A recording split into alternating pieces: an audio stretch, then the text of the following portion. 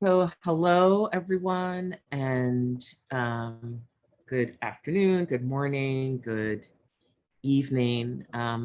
Thank you for joining us for this monthly practice in September 24th, I think, 2021. I'm Shantae Paradigm Smalls, and this practice this month, we're going to be doing White Tara.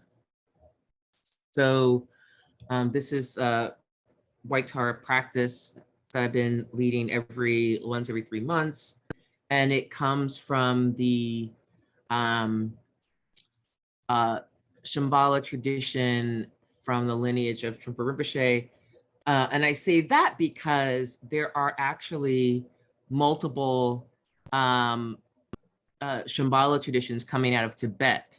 So another one is the Jonang school and Bun, the Bun school. So there are other teachings about Shambhala that don't come from the lineage of Chogyam Trungpa Rinpoche.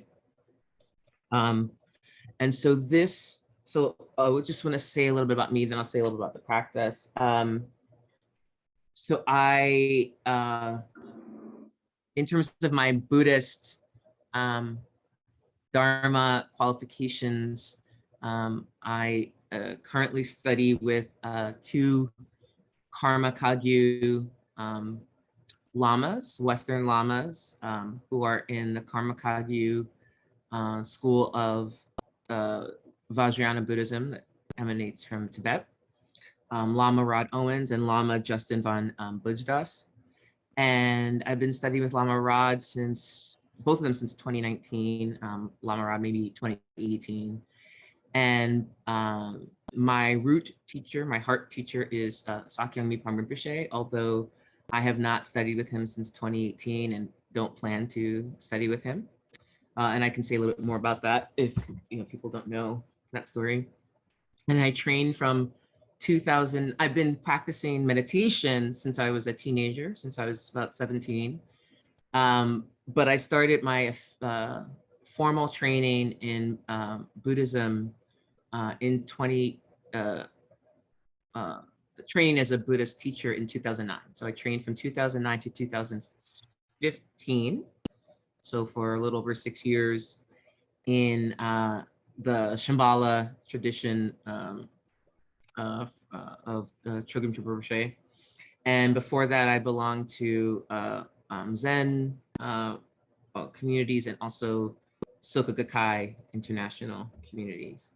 I left the Shambhala organization in 2019, and I don't have a formal organization, Buddhist organization that I'm a part of. I just study with teachers, and I have some students, and I practice with various organizations and unorganized groups of people.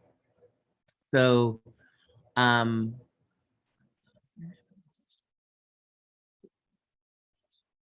and so I'd like to,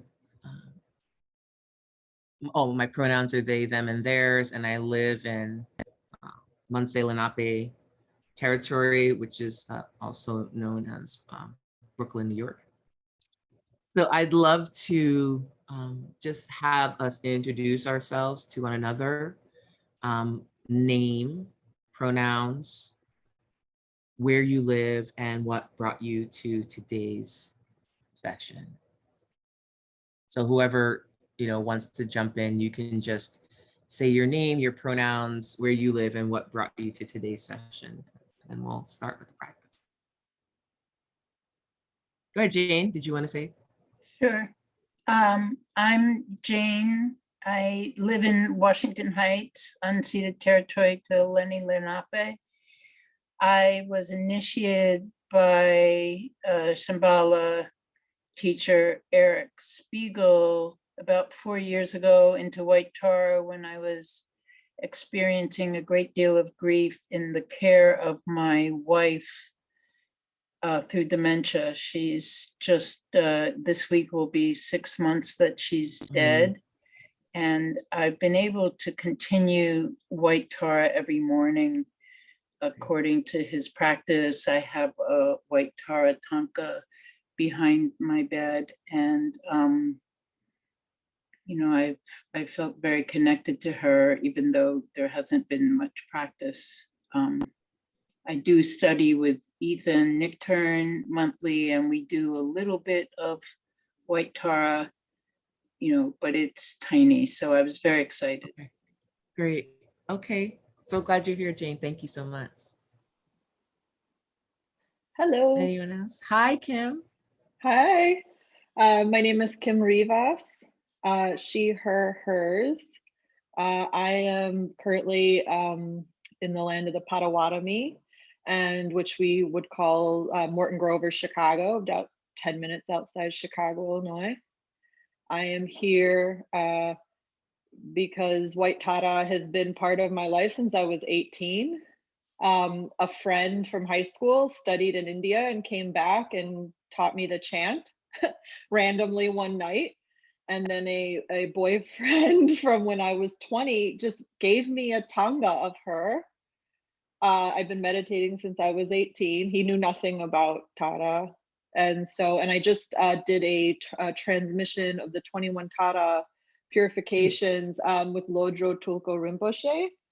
And so just thank you so much, Shante, for bringing this practice and allowing me in Chicago to participate. Yes, of course. Thank you so much, Kim. Thank you.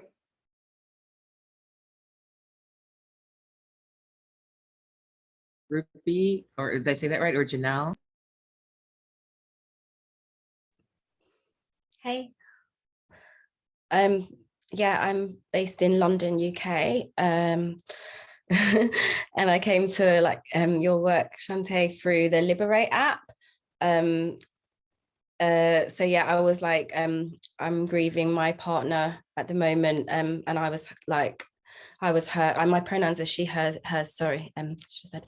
And that was like quite recent in May. And I listened to your Q&A that you did on grief, and I found it really helpful. And then I've just started following you since then. And yeah, so this is my first time, I guess, meeting with you in any context. But I don't know anything about White Tara or any of this stuff, but I'm down. Awesome. Great. Welcome. And thank you for being here. I'm so you. sorry for your loss. Janelle?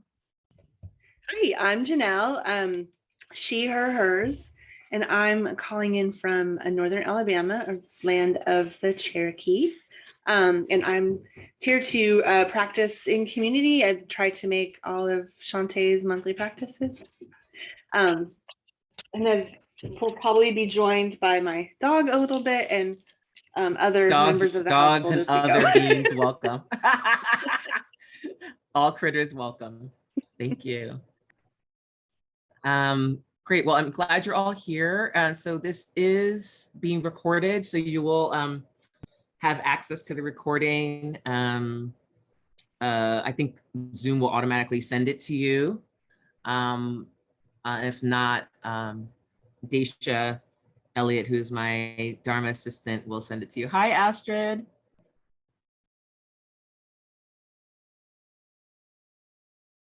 Whenever you get settled, you can introduce yourself by name, pronoun, and where you're calling from and what brought you here today. Oh, problems with the connection. Okay, well, you take your time. So I do have the live transcription on for people who may have hearing disabilities, or just like me, subtitles help me to process what I'm hearing better. So, and you can turn those off if you don't want them at the bottom of your screen, or you can move them around if they're in your way. So I am gonna bring, Astrid, did you wanna just touch in and say hello? Yeah, please unmute yourself.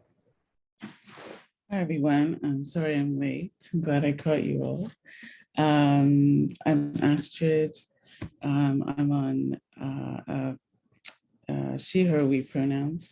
I'm on the Haudenosaunee, Huron-Wendat, and Anishinaabe land, First Nations lands of Eastern Canada, otherwise called Toronto. And yeah, I've had transmissions of other Taras, but not White Tara. I haven't worked with White Tara too much, more so Green Tara. So looking forward to today. Great. Thank you. Awesome. Thank you so much. So it's nice, 3 different land masses represented. Well, 2 North American nations and UK. It's really nice, different time zones. We're all in different time and place, but we're here together. And again, if you want to just Google White Tara and whatever image that speaks to you, please feel free to use that. And I've dropped the practice in the chat, but if you can't access that, I'll share my screen so that you can have it on screen. All right. So let me just say a little bit about White Tara. One of the things about, oops, sorry, a lot going on here. No,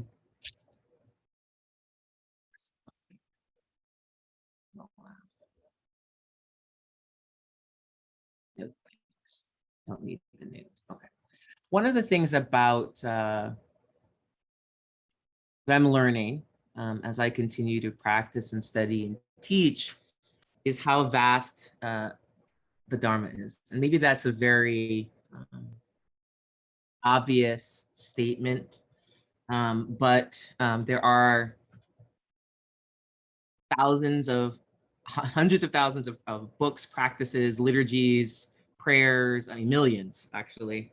There are thousands and thousands of lineages, coming from everywhere the Dharma is heard and is planted, springs up new lineages, So really, I am a product, and maybe some of you are products of the now maybe almost 3rd generation of Westerners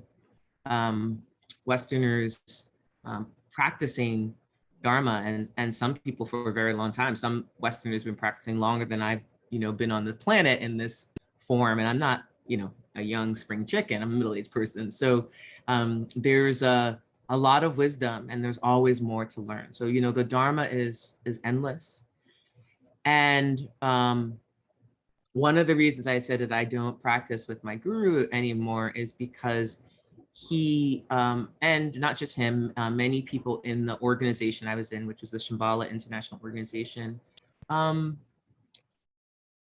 were, one phrase that's sometimes used is sexual misconduct, but sometimes people also say sexual assault and abuse, that he had a history of both unethical behavior, but also abusive behavior. And much of that behavior was over time, he changed, but there was a lot of secrecy. But what I will say is there was also a legacy of that. He was raised in the community that taught him really how to be that way. And not just him, but many, many people who were in leadership or who were donors or who were teachers. But also this is a big problem in the Tukul system, in the system that trains lamas and that trains realized teachers in Tibet, in Nepal, and in Tibetan communities in exile in Dharamsala and other places in India, in Sikkim, where there's a lot of abuse in a place that's a religious organization with adults and children, right? So we know this from the ongoing scandals of the Catholic Church, but it's also in the Tibetans, it's built into the Tibetan system. And not just the Tibetan system, many of the monastic systems around the world. And so Buddhism is not exempt from the human failings, from the human shadow sides, from the human ignorance and violence. And at the same time, one of the things that's been very disheartening to me, besides the kind of very human act of covering for people and all that, is that people are turned away from the Dharma, which I think is another kind of violence that we don't really talk about. Because religious or spiritual spaces are spaces that in which people seek refuge. When there's violence or harm or discrimination or other kinds of ejecting behavior that ejects people, it doesn't just hurt them on the level of where they've been harmed, it also wounds them on the level of their spiritual practice. We get in the way of people's their wakefulness. So one of the things I've been trying to do for myself as someone who left, the organization that trained me, is to really reclaim these practices with the help of my teachers who also had to leave their various, organizations. Karmapa, his ongoing foolishness, and other practitioners and other friends. And so this is a white Tara, and there are many, many different Taras, as people have brought up. There are many different practices of Tara. She's not the only female Buddha, but there's like 21 versions of Tara. So it's like they're getting a lot out of the one major female Buddha, we'll do 21 of her. So there's, green Tara, blue Tara, red Tara, a yellow Tara. And there are also other Dakinis, wakeful female deities, Ratna Dakini, Padma Dakini, Vajra Dakini, so on.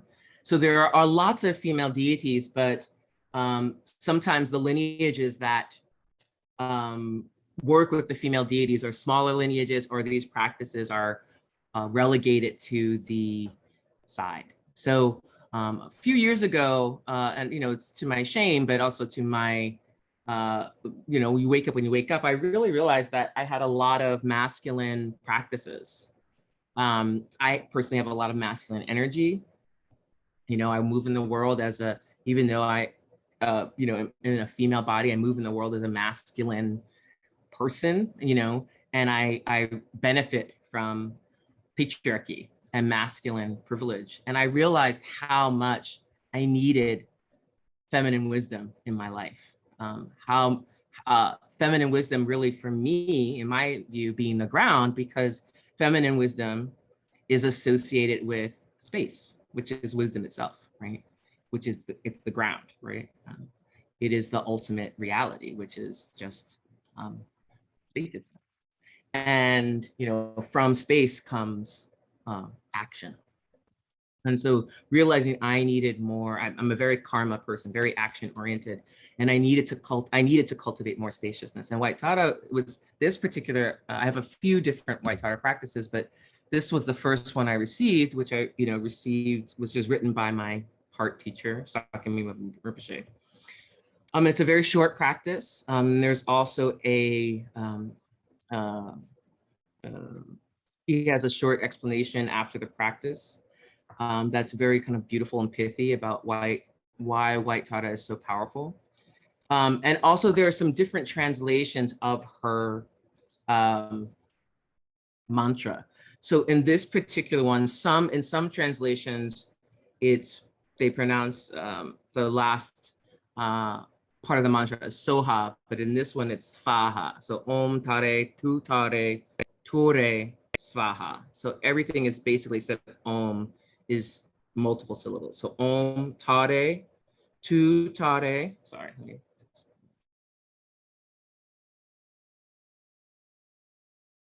Om Tare, Tu Tare, Ture, Svaha. Again, you can find your photo of White Tara. Let me just say a little something about how she's seated. Hold on, let me just get my implements here. So she's seated on a white lotus or lotus flower. This is pretty traditional. It is traditional. With a sun and a moon disc behind her. Sun at her head, moon behind her body.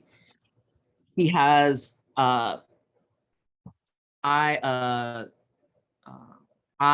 2 eyes on her face, an eye on her forehead, eyes on her hands, and eyes on the bottom of her feet. This is so that she can see suffering and offer compassion. And then she has she's dressed in a traditional, so most of these deities are, for some reason, they're in the prime of their youth, 16. You know, people didn't live as long as they do now. So they're around 16 years old. We don't have to imagine ourselves as 16-year-old Indian princesses unless that feels like a helpful visualization. And so there's some more explanation about her appearance that you can read about in this practice, but also just, in anywhere on Wikipedia or anywhere. So this is a visualization practice, as well as a mantra practice. So visualization is another way to work with one-pointed concentration. With the object of meditation often is the body breathing, but in this, it's a visualization, and this is a self-visualization, not a front visualization. So we can visualize ourselves as White Tara. When I do this practice, I visualize White Tara as a Black woman with very long dreadlocks and adorned in gold and cowrie shells and other implements that are more related to my racialized heritage as a African person living in the Americas. So that I used to visualize more traditionally, and it was fine, but I felt it more powerfully when I actually held that visualization that spoke to me. Also, when we're visualizing this image is, we're not solid.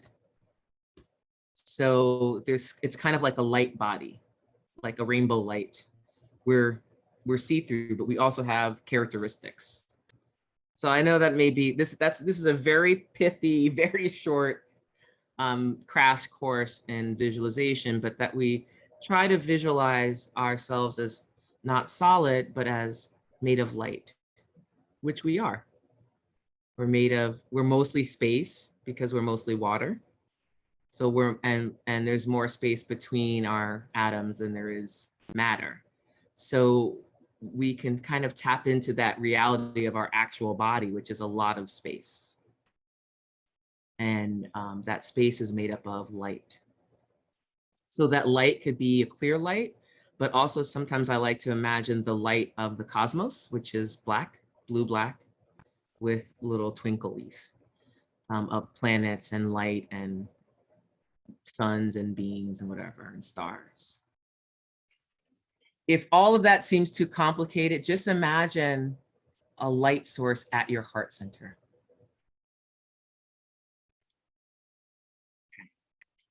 If you have malas, you can use that we'll do to do your mantra, or I'll keep time with the mantra. Hold on, someone's asking me something in the chat. It's a lot of,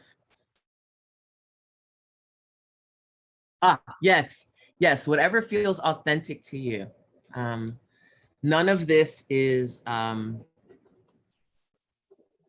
maybe I'll talk about that a little later, because sometimes we'll talk about purity, and but even particularly coming from the Tibetan system, we can't really talk about purity because the Tibetan, I mean, you can obviously, but the Tibetan system emerges from the Indian system, right?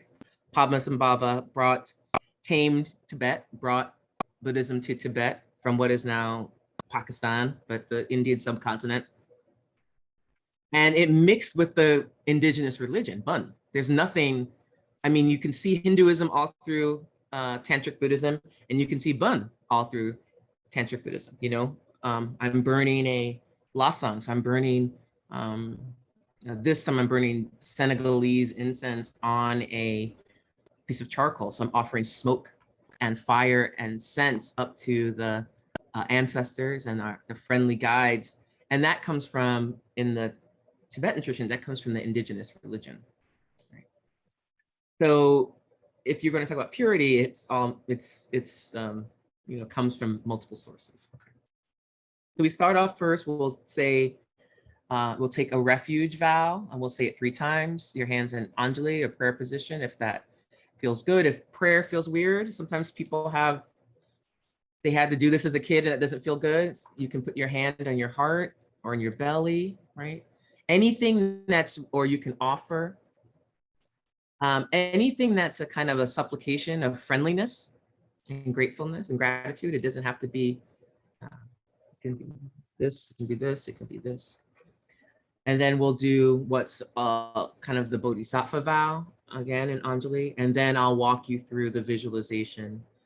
We'll say the mantra for a while, and then we'll dissolve and rest, and then we'll say the closing dedication of the merit.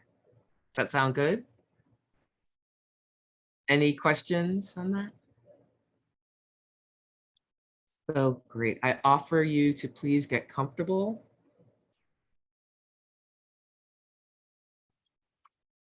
You can do this sitting, standing, laying down.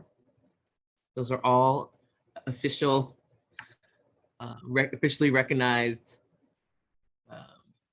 Buddhist meditation positions. There's walking too, but that's a little bit more complicated when we're doing visualization. Okay.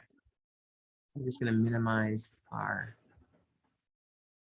screen. And then we can say, take the refuge together. I'm sorry. Let me get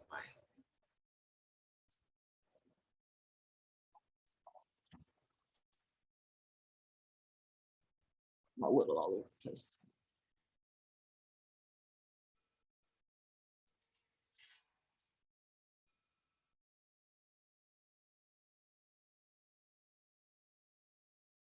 I take refuge in the 3 jewels and the basic goodness of all sentient beings. I take refuge in the 3 jewels and the basic goodness of all sentient beings. I take refuge in the 3 jewels and the basic goodness of all sentient beings. Until the suffering of the 3 worlds is completely exhausted, I will courageously dedicate myself to the welfare of others. Until the suffering of the 3 worlds is completely exhausted, I will courageously dedicate myself to the welfare of others. Until the suffering of the 3 worlds is completely exhausted, I will courageously dedicate myself to the welfare of others. Instantly, I become white Tara, beautiful, radiant, and youthful. So let's take some time to feel your way into the visualization. And though we say visualization and we're trying to visualize with our mind's eye, it's also a quality of feeling.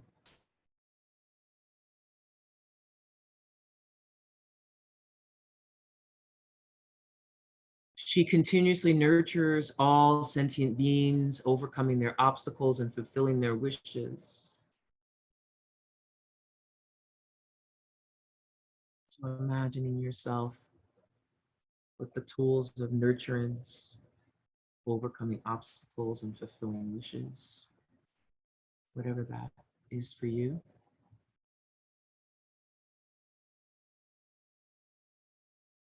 Seeing yourself as white Tara, however you arise as white Tara.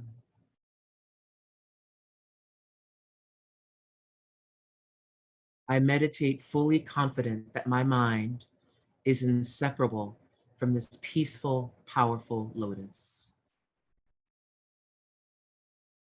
So that you are not separate from white Tara, you are one. You are white Tara in this moment and every moment.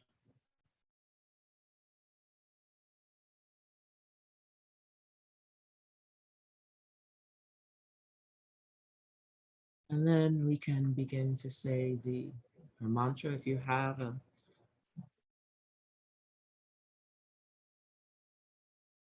you can put your hands in Anjali or wherever you want. You can have your mala. Om Tare Tu Tare Ture Svaha. So that's 1. Om Tare Tu Tare Ture Svaha. Om Tare Tu Tare Ture Svaha. Om Tare Tu Tare Ture Svaha.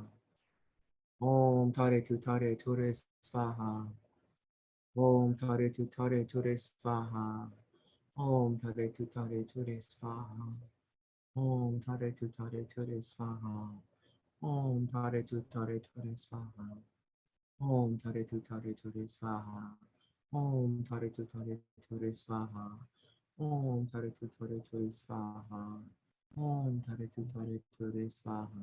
Continue to say the mantra. If it can become soft but not inaudible, maybe only so you can hear it, like a breathy quality, because this is also, we're using the wind channel, so we don't want it to be silent.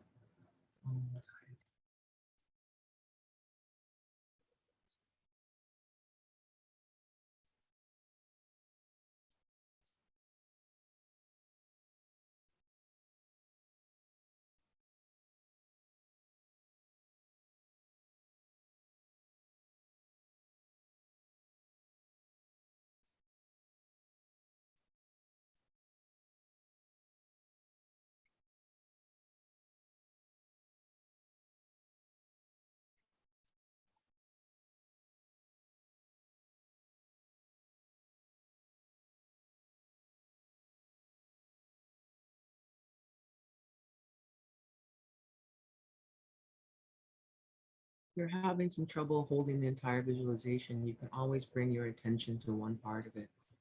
Your face, right? And the three eyes on your face, or your hands and feet, the lotus seat below you, moon and earth disk, sun disk behind you, or the light in your heart center.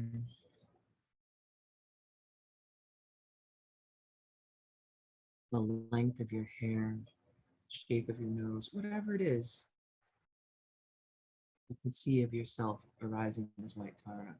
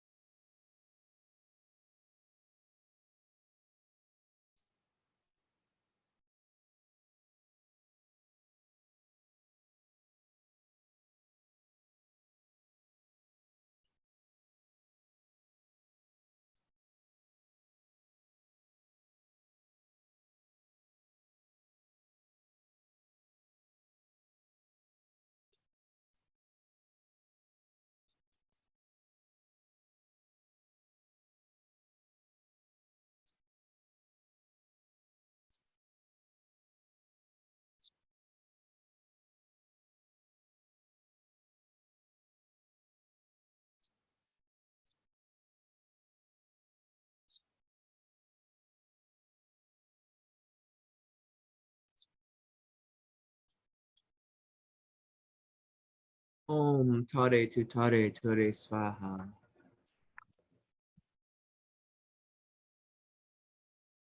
Now we're going to dissolve white Tara.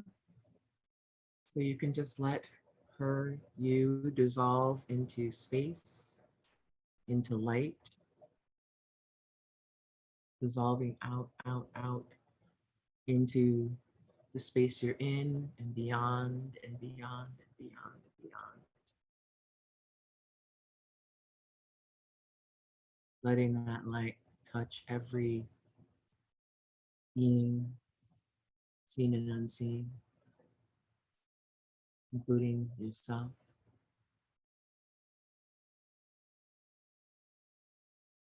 And then we're just going to rest in space for a few minutes.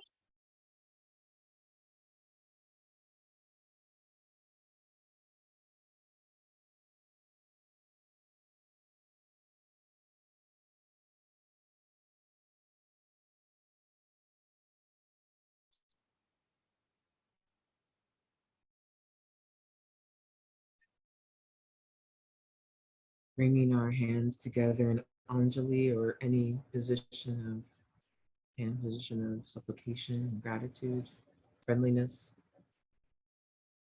By this merit and virtue, accomplishing her mantra, may I liberate all beings from the dark age and establish them in the completely enlightened palace of wisdom.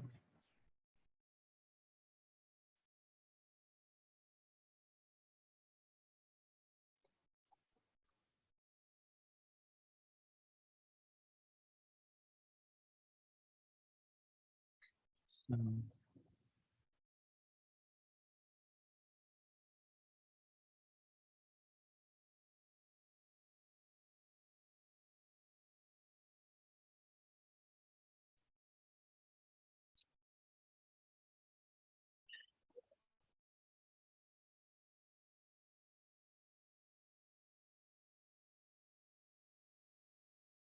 So just a little bit from the commentary um, that Tara, this version of Tara, White Tara, embodies the feminine principle of spaciousness and wisdom, gentleness and strength. And Tara's name means she's a protector. It literally means protectress. Um, so White Tara is associated with health, longevity, and protection from obstacles and dangers. So a lot of times when I started doing this practice, I would do it when I traveled. Like I would be on the plane. Whenever I travel, I say this mantra on the plane, on the train, um, commuting to work, or sometimes I just bring her to mind.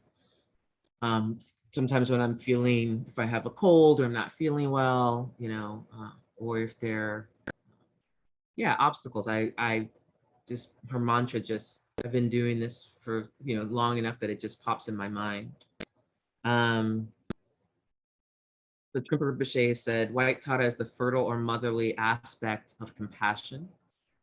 She has 7 eyes, 3 on her face, 1 on the palm of each hand, and 1 on the sole of each feet. The eyes symbolize the vigilance of her compassion. White Tara brings the devotee long life and protects against all dangers. And so she comes from the Bodhisattva Avalokiteshvara, the Mahasattva Bodhisattva, who in human form was a he, but appears in all kinds of bodies and appearances. When the Bodhisattva Avalokiteshvara came to life again after his head had been split into 1,000 pieces and once more undertook to save all sentient beings, White Tara was born from a tear that fell from his eye. She said that she too, along with Amitabha and Vajrapani, who are protectors, would help him and would be his companion. And also they would be his protectors. When Tara's right hand makes the gesture of generosity and her left hand holds the lotus flower of compassion with the mudra of the 3 jewels, Buddha, Dharma, and Sangha. So she has a lot of power, endless compassion. And compassion here really doesn't mean self-sacrifice exactly as much as it means tapping into this energetic resource that allows us to be of service to ourselves and to others. And one thing that I am learning and learning about compassion is that I do not have an endless source of compassion. However, White Tara does. And when I tap into these energies that are boundless, right, I can then replenish. James spoke about doing this practice daily. So this is a practice you can do daily along with your sitting practice. I don't do this one daily because I have other practices that are my primary practice that I'm supposed to be doing multiple times a week. But I do White Tara quite frequently. And there was a time where this was my daily practice. So we call on our ability to become White Tara instantly in order to help us as we move throughout our human activities and our human days. And also it can be used, frankly, for healing. Sometimes I call upon White Tara. I'm just like, imagine the inside of my body, you know, and that it's being healed. I mean, of course, I take my supplements and I go to the doctor and I do, you know, the Western doctor and do that stuff, but I also call upon White Tara, you know.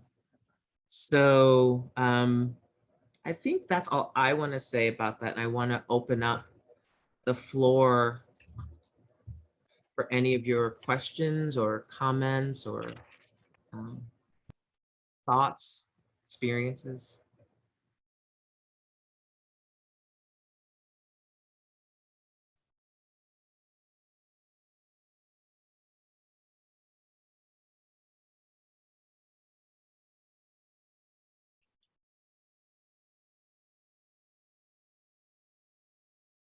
Enjoying seeing your little one, Kim.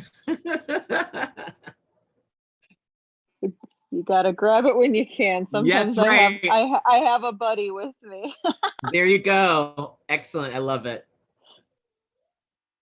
The chanting helps him too. He likes it. But I appreciated having a new visualization this time, and I was able to tap in much easier. So I thank you for that. You know, Yeah. it's You're welcome. Yeah. Yeah. I do find that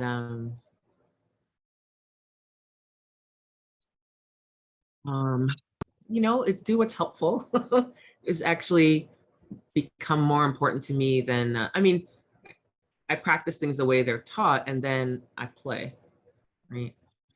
And so sometimes the play reveals an aspect, which is actually what we're supposed to do. The play reveals an aspect that's more, that makes more sense or that's more juicy, you know? And I think there's a way that when I was taught by teachers, you know, white teachers, frankly, white-bodied people, who for the most part definitely in the United States, are very far from, unless they're like ethnic, you know, whites or something where they have there are a lot of, or traditions, there's a lot of hesitancy or disbelief. There's a lot of attention to following the rules. There's a lot of attention to form. And if we only pay attention to form and not what form is supposed to open up for us, it'll just be a kind of a dead practice. Right? But if we say, okay, I'm trying this and okay, let's try visualizing something that's a little bit more immediate. And of course, the colors and the placement of things and the jewelry and all that means something. And if that meaning doesn't have resonance for us, how can we get to the heart of the practice? You know, we find ways to make it more resonant. And, you know, sometimes these things then are then revealed to us, right? Through our practice. And I can say that what's happened for me is as I begin to be able to have more freedom in my practice, what's arisen is my ability to write practices, my ability to practice more deeply, my ability to hear more deeply, a kind of relaxation in the practices that I do receive and that things that I'm studying, and not so much with I need to get it right or this is how you do it, but really more of a felt sense, right? More of a sense of being receptive, right? More spaciousness, less anxiety about controlling and getting it. And that just has opened up a lot for me. So I'm glad that was helpful.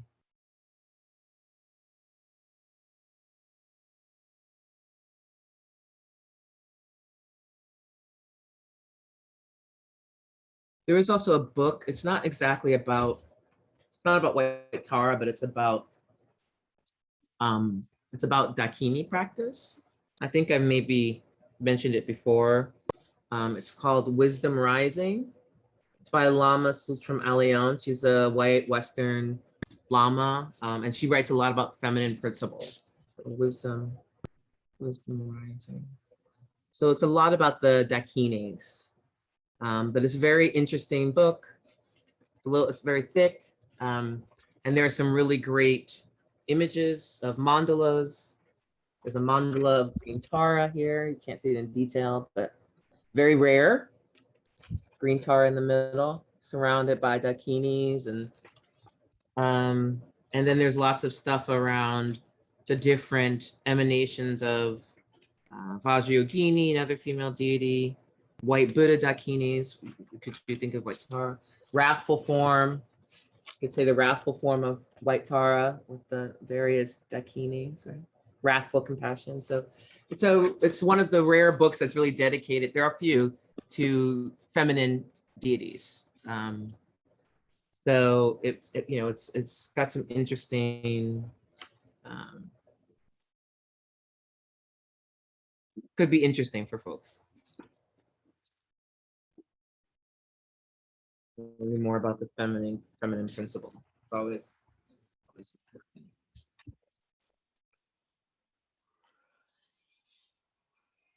Yes, Kim, did you have a question? Well, I was going to ask, it's interesting, and I was curious what your thoughts are. I've noticed that Lama Sultramalioni is not really fringe anymore. I feel like when I started and I got in with Shambhala in Chicago, and when I'd ask about her, people would say, "Oh, she's not. She's something else." And now Tara Mandala is like at the Dalai Lama Center on the first, right? She's more integrated. And I'm curious what you think is the Sakyong, what happened with the Sakyong and this breakthrough. Is she more, do you think that helped bring her in more? Or like, I don't know if you've noticed it. I was just curious. Very interesting question. Well, I think she's written two pretty, I think this Wisdom Rising was more popular than her other book that was about, it was like interviewed 12 Western Tibetan Buddhist tantric teachers. I think it's multiple things. I think one of my friends is her marketing person. So I think they've gotten more professional. That's one thing. I had known of her. There are two Lama Sultrams. One, I don't know. Anyway, so Tara Mandala, they're out in Colorado, and I had really got introduced to Tara Mandala more through a friend of mine who had left Shambhala and was going to Tara Mandala in New York, and the lead teacher there, Carla Jackson Brewer, is amazing, and actually, Carla Jackson Brewer years ago was the officiant of my wedding. I saw a picture. I was like, wait a minute. I was like, Carla. She was like, oh my God. I'm divorced, but it was like, I was like, Carla. So years ago in 2002. But so yeah, I think Tara Mandala is, there's some of that. And I do think the collapse of Shambhala organization has let other Western teachers and other Eastern teachers, frankly, have some more light. Coming from the tantric, because tantra is very small in comparison to Mahayana and to Theravadan teachers, right? There's way less tantric practitioners, particularly in the West, right? And most of the Buddhists in the United States and Canada too, and North America, full stop, are Asian, and most of them are not tantric practitioners. So I think, but tantra is also very sexy. So I think people are, and I think she's figured out how to kind of market stuff in a way that's a little bit more, visible. And also they're running programs that are more open. I think they were doing a lot of like closed stuff. So I'm not sure, but I think that the team is a little bit more organized. And they've learned from the mistakes of other big organizations like Spirit Rock and Shambhala and wherever San Francisco Zen Center that have made a lot of mistakes. So I would also say that women, Buddhist women Dharma teachers seem to be becoming more popular, which is very encouraging. The Dalai Lama said that the next Buddha, I think the next Buddha is, Buddha Maitreya is going to be a group of people, but that, the next kind of Buddha or the next great Bodhisattva teachers would be, women from the West. So I think, I think people like Reverend Angel and Zenju Earthland Manual and, Lama Sutram and Khandro Rinpoche, even though she's not from the West, she lives in the West. So I think that, people are kind of, partly because of the material conditions of the world, where it's not to say women can't be abusive, and it can't be unethical sexually, but it's a lot of the perpetrators are men, and that folks are starting to say, well, patriarchy is like, maybe we'll like go another way. So I think all of those things are arising, Yeah.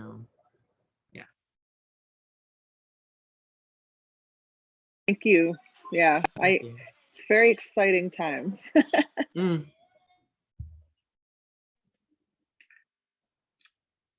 Hey, Jane. Hi. Yes. So, I've been doing this all these years, and I did do refuge and bodhisattva vows.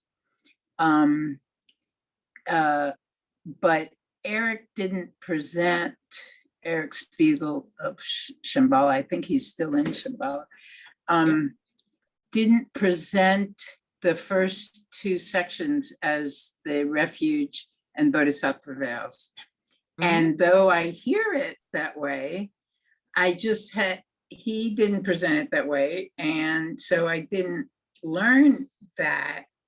I'm actually doing, and it stuck with me last month. You said to somebody, if you have the bodhisattva vow, you have no choice. And that really stuck with me. I've been studying the Lojong, and I'm in one of the principles that says, you have to keep your vows and not do outrageous acts. And so every time I think of that Lojong that I'm in the middle of this month, I thought of what you said. I mean, if you have the bodhisattva vow, then you have to find yourself being of service. That's, you've made a vow. And I really like that. I mean, that resonates for me. But it's interesting to me that I've said that so many hundreds of times, and I didn't conceptualize it as doing the vows. I'm like, oh, that's just like the refuge, or that's just like the bodhisattva vow. But I and I just never perceived it that way. Yeah.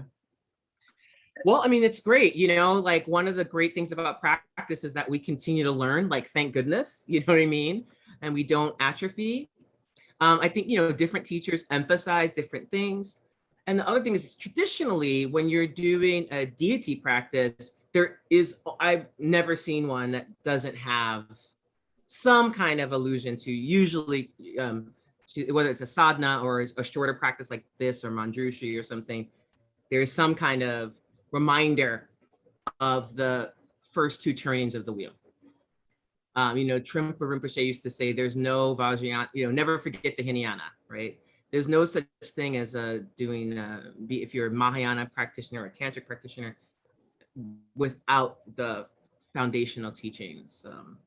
So that is a reminder, and particularly in a compassion practice, is a reminder that first we are like self-regulation, the refuge vow, like get yourself together, stop doing weird stuff to yourself and other people, and then next, okay, to speed up the process of wakefulness, now we have to go help others. We can't just sit in our cave, right? And then, okay, well, we want to help others. Well, to wake up in one lifetime, let's imagine ourselves as this powerful deity who is only reason to exist is to alleviate the suffering of others, right? So it's increasing levels of responsibility. It's increasing levels of letting go. I mean, I want to I want to do wild stuff all the time. I really resonate with that. I'm like, but I want to. And there's something that kind of holds me back. It's like, or if I'm in the middle of something, badly behaving, that snaps me out of it, And so it's hard. It's hard, Jane, because I'm in this situation at work where I really want to curb stomp this woman. I mean, she is evil. Got it. She is Yes. doing bad stuff and has had a history of doing bad stuff to on the sly, and is now getting in a position of got rewarded for it. And so there's some of us who are actually fighting back because she's done something actually illegal. And I'm working with one of my, it's complicated, but it's like against a grad student who feels powerless and who's scared, and it's like watching it happen and watching this woman get rewarded and feign innocence when she's threatened in writing this grad student. And it's just like the machinery of the org, it just keeps moving. It just keeps, and I'm sure this is happening to hundreds of people, Oh, the all millions. over. And it's just, yeah, I mean, in this particular organization, it just keeps going. Mhm. Right. And so I'm like, how to intervene, but Skillfully. not get caught up in the, oh, she's such a bitch and Right, right. No, but it has to be strategic. Yeah. that's right. How to be strategic, how to be helpful, and how to keep myself kind of, as I'm talking with other people about how we do this, keep it elevated. Right. Yes. And because, the graduate student is really scared. Of course. There's livelihood stuff on the line. She has kids. I mean, it's not right. There's real stuff. Oh, And so of course. Yeah. it's like appearing all the time. People always are like, I want to do this. And oh, the asylum seekers at the, in Del Rio, now they've disappeared, Right. aka Hello, you can't- been where are deported, they? disappeared. They've one headline said they've all left. I was like, what? Left. Right? They've been I was left. like, yeah, people walked from Chile, right? It was so, sometimes people get really worked up about really big things, and that's important, Mhm. right? Like, how can we help? What can we do to support? How can we help support people on the ground? And also in our own lives, Yeah. there are high stakes things happening all the time, Absolutely. Absolutely. right? Whether it's things happening in our building or our neighborhood or the local government, there's a lot of stuff where we can actually intervene skillfully. And so Mhm. we remember whatever practices we do, even when, I'm starting my, long practice in the morning, I always do refuge vow and bodhisattva vow, because that's the ground of any kind of enlightened activity. Right. So, and also this is why it's important to continue to study, because I continue to learn new things about old stuff I already knew. It continues to unfold. It's beautiful, so thank you. I'm so glad that you're, doing all this good practice and study. Yeah, thank you very much. Appreciate it deeply. And the university is a really sick place. It allows for such sickness. I mean, I was in the CUNY as a professor, and wow, it talk about evil people, and a particular attack on African American women professors. I mean, very, very targeted against African American professors. Evil. I mean, really evil. It's really, yeah. So thank you. I just Anyone had a- else? Yes, please. Astrid. Yes. Yeah, you were just saying about kind of tweaking the practice in a way that's meaningful. Yeah, to you. Yeah. And I remember you were saying about the image that you used for White Yes. Tara. Yeah. And so was that something you saw, you created it? Just came to me. Literally, I was practicing, I was sitting on my cushion, and I was just feeling like, I don't know. Yeah, I was feeling weird, and I'm trying, and then I just relaxed, and I saw this image of a Black woman with dreadlocks down to her, I don't know, ass. Maybe I saw a picture of this on the internet somewhere, and then I imagined what are the materials of value in traditional. I was in West Africa. Okay, cowrie shells. Oh, gold bangles as well. And it just all of a sudden it was like it opened up, and I was like, oh. And at first I was kind of like, well, can I do that? Like, is that allowed? Am I gonna get in trouble with the Dharma police? And I just just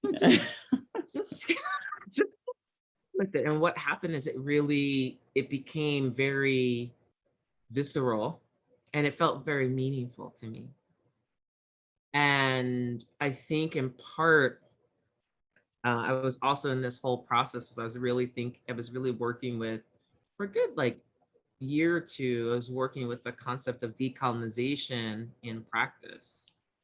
And what does it mean to be receiving practices from that come east, right?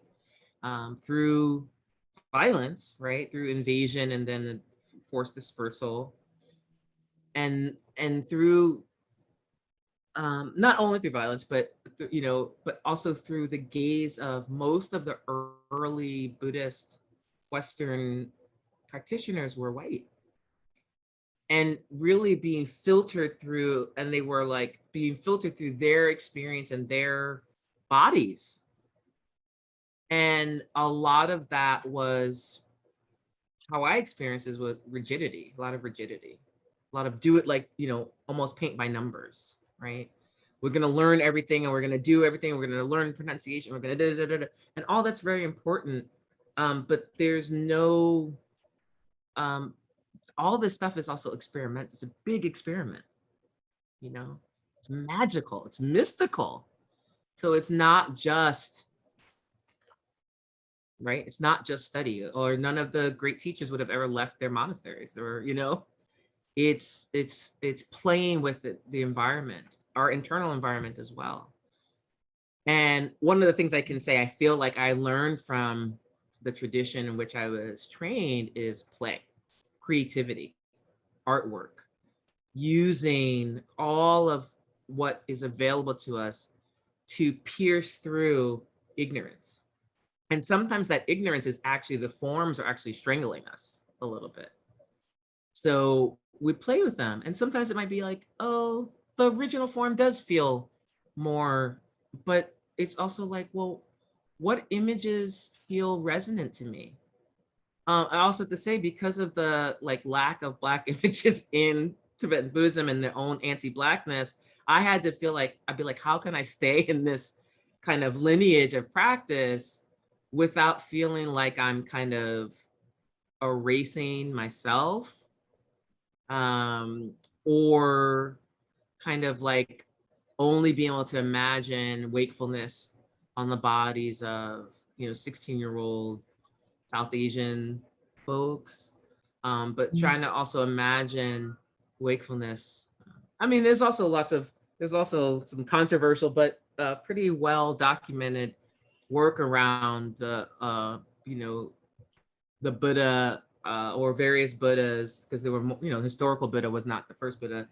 Buddhas arising in various places that we now call Africa, right, in Eastern Africa, which would make sense, right? And so trying to get in touch with some of those histories and reading those books and looking at those traditions, and even in the Shambhala tradition, the Tibetan Shambhala tradition, the concept of ashe. And I'm like, wait a minute, that's a West African concept, right? So learning to bringing those together, right? So what happens is, one of the reasons that Tantric Buddhism is so powerful is because the Tibetans did not give up their culture.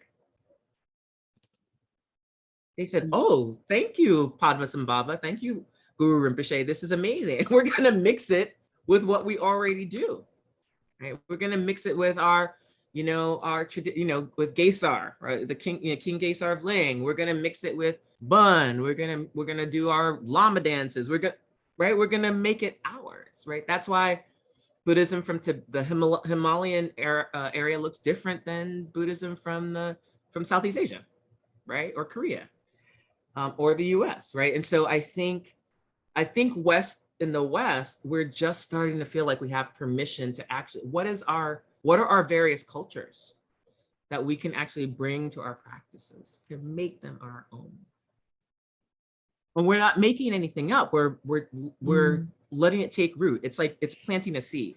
We don't invent the seed, right? But when you bring a seed to a different environment, it sprouts differently. It doesn't grow exactly the same, right? You have different soil, it mixes with different kinds of, cross-pollinates with different things. And so you begin to, you have the seed, right? You always have the seed. But the way it grows depends on how we cultivate it, depends on where we plant it, right? And so I think my experience is all I can go from. And then also the guidance of my teachers. I watch my teachers do the same thing, you know? And my experience is that has led to me blossoming more than when I was much more rigid, you know, for a longer time. And I was getting benefit. I'm not saying there wasn't benefit, but there was fear was coiled around that. And now I just don't have any fear, you know. All it took was the complete dissolution of my lineage tradition for me to break free, right? All it took was a crisis. Oh, this man. is the, right? Yeah. This is the human experience. And then it was like, then I went seeking inside and with others, and it's like, oh, okay, we can. And I feel like my job is just to encourage others to do the same, right? The most important thing you can do is make the practice your own, because when it's your own, no one can take it from you. When teachers fail you, when all that, the practice it'll be like, but this belongs to me. And so I can continue to relate to it because I don't feel like it belongs to someone else or their tradition. And I was just a visitor. I actually made it my own. So it's Dharma needs to be inside of us, right? It's inside of us. Sometimes, you know, when I practice, people will see this behind me, sacred world. Behind me is all these protectors, Chittapati, Paulin Lamo, different Mahakalas, Harriet Tubman, Rosa Parks, right? Yama, the Red Bull, who eats all the things that fall off of us when we're becoming purified. But people will sometimes see this sacred world and they'll say, yuck, you know, that's a Shambhala thing and it's gross. And how could you have that? And I say, well, because that's my outlook, is that the world is sacred. And it's a reminder that there's no separation with, that doesn't mean we go out and harm people, but there's no separation there's no world in which the bad people do bad things over here and the good people do good things over here. It's all one world. This is why it's so confusing, right? And sometimes the good people do bad things and sometimes the bad people do good things, and then we're really confused, right? But it's the sacredness. The sacredness is not what we do, it's the situation that we're in. And so even when people do terrible things, it doesn't erase the sacredness. I have to grieve, I have to rage, I have to, you know, try to be a part of the solution. I have to find out where I've been invested in harmful or where I benefit, right? But it's about making this practice, letting it drill down into my heart so that the Dharma is written on my heart. So that if ever comes a time when, you know, they burn practices and we're not allowed to practice, we have to practice in secret, which could happen, you know, we prepare for that so that the Dharma, even if it's I remember one word or one image or one sacred mudra, it's that it's in here, or it's burned on my tongue, right? In my throat, on my body, in my body. And so that is why I think it's so important that we make it our own. I don't want to take all the time, but I want to just say this. This is why I think, I mean, this may seem contradictory to what I just said, but I think it's really important for us to, two things. One, forced practice and study, right? But also to find a group of people. It doesn't have to be an organization. In fact, maybe we should stay away from organizations. I don't know. but a group of people that we practice with, right? Regularly. And find a teacher. Now, I know that may seem contradictory what I said, but the reason I say that is we all need teachers. We all need someone who's walked the path just slightly ahead of us, right? I have two because that's what I need. You know, I need two. And particularly because they're Western teachers and they've been through exactly what I've been through, you know, scandal in their lineages and having to leave, you know, but retaining their relationship to the lineage and to the practices, and then having to find their own way with, you know, friends and from other traditions, right, or whatever. And so that's we practice in together, you know. We practice alone, of course, but also together. There's something that I always feel uplifted. So I just wanted to offer that. I don't know if I'm going to be offering group practice for the next couple of months because of two things. One is I'm teaching a class with David Perrin on twice a month. Well, he's teaching once a month and I teach once a month. We're teaching a 8-course series called Encountering Basic Goodness on Wednesday nights. It's, you know, it's recorded and it's on Zoom through weekly Dharma gathering. So I'm feeling a little bit, you know, because I also have a full-time job. And then I'm also I'll be giving refuge vows in January. So I'm doing a monthly class with all the people who are taking vows with me starting in October. So I'm contemplating what my capacity is in terms of Dharma. So I'll know in another week or so whether I'll be offering an October practice. So just keep an eye on my socials, or if you're on my newsletter. And also I'll just put here my link tree, and I update it once a week, so it's pretty updated. It's a mix of Dharma stuff and of my you know, academic work. And if you feel compelled to offer dana, there's also my Venmo and PayPal. And if you can't offer dana, that's monetary, I would ask you to offer dana to someone in need in your local community, or where in lieu of giving dana to me. So yeah, we can give in all directions. I want to also encourage you to give in all directions. If you feel like, whatever, that teacher's got enough, please give dana. Please give dana to someone who needs help. Thank you. Thank you so much, Rupi. It's great to meet you. Thank you all for coming. I really appreciate you. And you can just hop on the link tree to find information. And I'm wishing you all a beautiful, beautiful day. Thank you. Bye. Thank you. Bye-bye. Thank you. Thank you. Bye.